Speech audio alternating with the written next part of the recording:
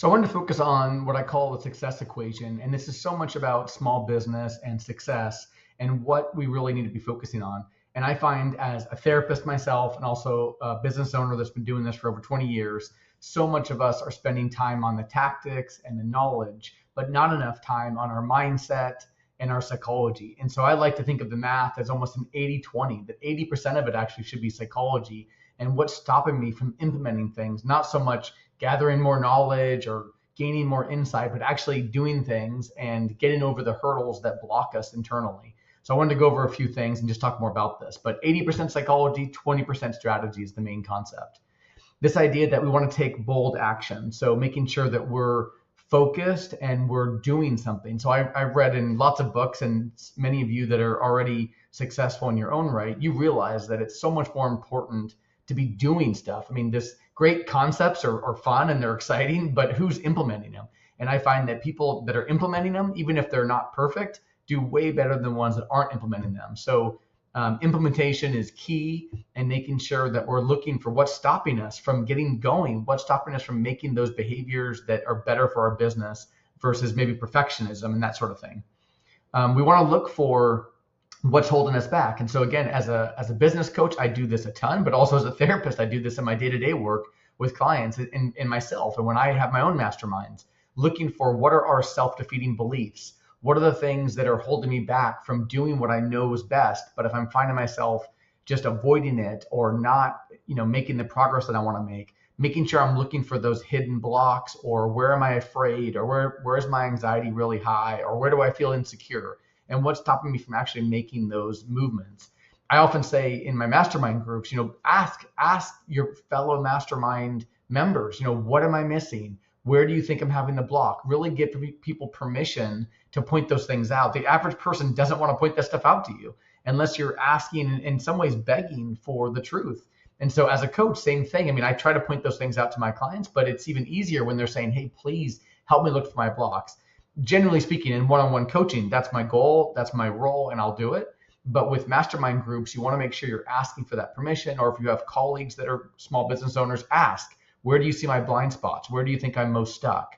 What do you think that I'm not seeing? That sort of stuff.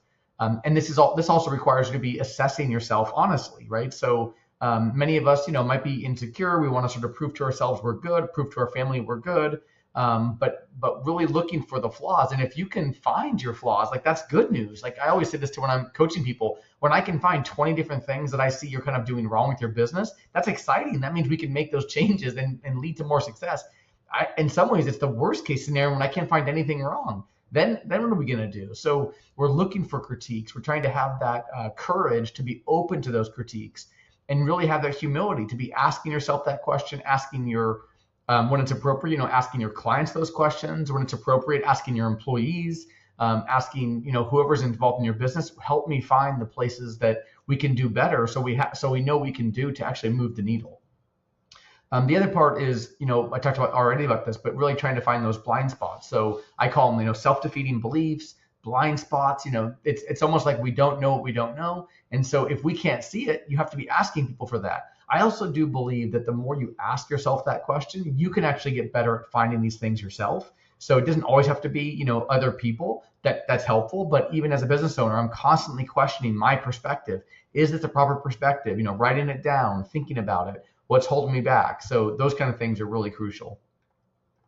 The other part that I find that's really important is, and this helps with the mental and the psychology and the emotions, it's also a very important business tactic, is tracking progress. So in therapy, we track progress of our clients' mental health. In business, we track our numbers, we track inquiries, we track revenue, we track net profit, we track net percentage. How many new clients did we get this month versus last year? So really tracking things, all sorts of things that I won't get into in this video, but tracking that stuff consistently is really important, so we can keep a really good eye on the business. And also it's a tremendous help for our mental health. So when you're tracking things, you get emotional, but when you're tracking things, you can see the truth. You can see, is the trend going as negative as maybe my brain's telling me, or is it much better than I thought, or vice versa? So it's a good way to have like a temperature gauge of things. It's not so it's not 100% black and white, but tracking definitely helps you in that respect. And I'm a huge believer of that, not only for other business success, but for the mindset, for self-defeating beliefs, for making sure that your emotions are in check. Tracking is a key tactic. So if these things sound like these are some good ideas, or you like the idea of kind of digging into your mindset, it's really important to get coaching, and that's what I'm very excited to offer. I love doing it. I've done it for over 15 years, and this is a way that you can get someone to help you with your psychology, but also with business tactics. I feel like both are very important together, but I love that I can offer both those things. If you're interested in reaching out, please just do so through my website, and we can work on your support, strategy, and success at smallbusinesscounseling.com. Thank you.